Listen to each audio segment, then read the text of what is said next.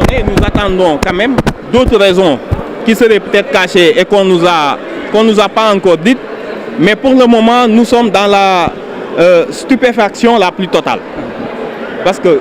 en Afrique, encore une fois, quand la presse se met en grève, c'est parce que la liberté d'expression est confisquée. Des médias sont fermés, des signaux de TV coupés et des journalistes emprisonnés. Ici, on se met en grève parce qu'on refuse de payer l'impôt.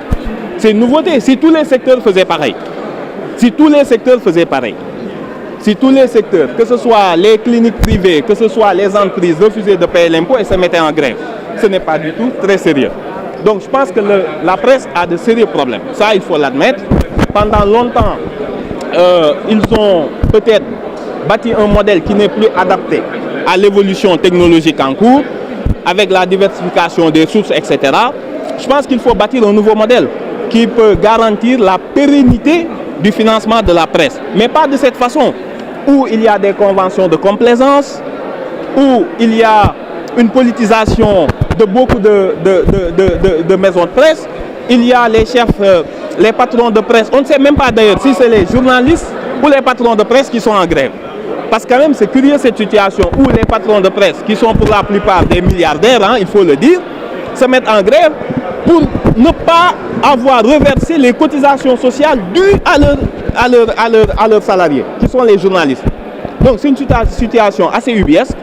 Mais en tout cas, nous sommes en mesure, nous sommes un peu fiers dans la mesure où cette presse n'a pas été bâillonnée, n'est pas sortie en grève parce que ses droits auraient été confisqués. Mais pour ce fondement-là, nous disons que, en tout cas, le Sénégal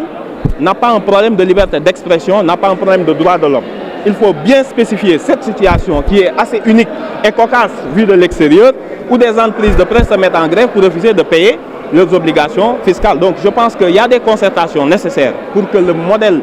actuel soit dépassé, parce que c'est un modèle qui, à mon avis, ne permettra pas d'avoir une presse libre. Une presse libre, c'est une presse qui est totalement indépendante financièrement, qui ne dépend plus de la volonté des politiques, notamment des conventions signées avec les ministères qui imposent parfois la une à cette presse-là. Donc je pense qu'il faut bâtir un nouveau modèle, il faut s'asseoir autour de la table et discuter, mais ne pas s'engager dans ce bras de fer ou ces chantages qui avaient cours dans d'autres temps, mais qui désormais sont totalement révolus. waaw donc ñun li xew Sénégal daf ñoo xaw a jaaxal ci li waa presse bi ñu ëpp ci ñoom bokk ñu nangul leen ko ni tey du ñu génn ndax li ñu xamoon ci Afrique mooy heure bu journaliste ne day grève c'est parce que dañoo tëj ay télé dañoo tëj ay journalistes dañ leen a dóor dañ leen a jaay doole dañ leen a gazé fii nag nee nañ ñoom dañuy dem grève ndax li nga xam ni mooy impôt bi ñu war ñoom ak impôt ak cotisation sociale yi ñu war a verser seen journalistes yi moom la ñu fayul yoreel bor état état ni la fayal nga ni damay dem grève loolu kenn mënu ko dégg kenn mënu ko nangu parce que yeneen secteur yëpp suñ ko defee kan mooy fayal journaliste bi retraite am kan mooy fayal journaliste am cotisation sociale am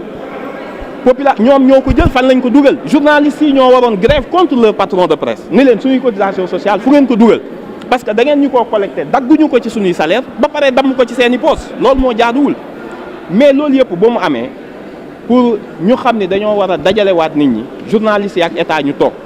presse bi dafa nekk ci jafe-jafe ndax modèle bi mu doon fonctionner moom moo yegg si tey ci limitam loolu kese la au lieu ñu comprendre ko noonu ñu jéem a dugg ci chantage bi ñu xamoon xaaral gouvernement bu ñu joxul xaalis bu ñu signé lu convention ñu bind ci ñoom yu bon loolu moom régime bi du ko doxe nee na leen na ngeen ñëw ngeen toog ñu waxtaan bu ñu lijjantee cotisation sociale yeeg yooyu ba pare ñu toog nag waxtaane un nouveau mode un nouveau presse bu bees boo xamante ni dañ koy garantiral un financement pérenne parce que presse bu yorul xaalis indépendance financière bu ko presse amul du mën a libre te presse dafa am solo ci réew donc ñëwuñu état bi jógul régime bi ñëwul gouvernement bu président Ousmane Sonko présidence Bassirou Diomaye Faye jóguñu pour bâillonner la presse lu dul ni leen li ngeen fi yoroon te yéen a ko yor ci régime mu Macky Sall dem leen ngeen wax ak waa impôt ngeen xool nan ngeen di juboo ak ñoom loolu jarul grève parce que chantage bi du jàll ndax yeneen secteur yëpp bu ñu leen bàyyee ñu jàll yeneen secteur yëpp def ni ñoom daal ni ñun tamit suñ grévé du ñu fay mais cotisation sociale salarié bi moo ko moom ndax bu demee retraite loolu lañ koy fay léegi yow boo dammee sa poche retraite bi nga xam ni da nga ko koo dagg ci salaire am te versé woo ko ñëpp def noonu je pense réew du doxe noonu. maintenant nag war nañ waxtaan ñun ñëpp ñu daje ndax presse lu am solo ci réew démocratie mënul dem sans presse mais presse boo xam ni dañ ko marchandiser politiser ko mu nekk levier boo xam ni dafa am certains patrons yu koy utiliser pour seeni business loolu moom dafa war a jeex parce que journaliste bi bu liibrul indépendant financière bu ko amul groupe de presse yi suñu amul modèle bu bees boo xam ne ci la ñuy fonctionner mais ils vont dépendre toujours des turpitudes des politiques te loolu baaxul ci presse bi baaxul ci image du presse baaxul ci démocratie donc foofu lañ toll mais ñu ngi ñaan ñu dajaloo ñoom ñëpp ñu waxtaan et je pense que suñ ci génnee chantage bi patron yi di def jàpp ma ni journaliste benn boo xam ne dafa ni dañ maa xañ ma wax amu fi benn bi ñu fi régime bi ñëwee ba léegi déggaguñ benn journaliste bu ñu emprisonné déggaguñ benn maison de presse bu ñu tëj juguñu journal boo xam ne nangu nañ ko wala ñu tëj ko loolu moom foog mu leer ci bopp nit ñi maintenant toog leen ngeen waxtaan ak état pour ñu def les états généraux de la presse wala les assises des médias ñu trouver parce que médias yi bari na kenn xamul kan mooy kan bis bu nekk nga gis titre bu bees titre bu génnee une semaine jaay benn nit pendant une semaine dootoo ko gisaat régulation boobu dafa am parce que c'est un pilier de la démocratie kenn du bàyyi presse bi ñu koy salfaañe wala ñu ciy def ay marchandage wala ay chantage loolu dafa war a jeex c'est un cycle nag buy jeex xam nga cycle buy jeex ay nit toogoon ci ay privilèges toogoon ci benn confort intellectuel et financier nga xëy suba dindi ko dañuy mer dinañ jóg mais dans l'absolu la liberté d'expression kenn laalu journaux yëpp ku mu neex lu la neex ngay wax kenn tereegu ko ci benn télé kenn tereegu ko ci benn journal. mais honorable waxtaan moom lañ bëgg ba ñaari yoon saisir na ko président de la République recevoir xam nga état dafa am nu muy doxee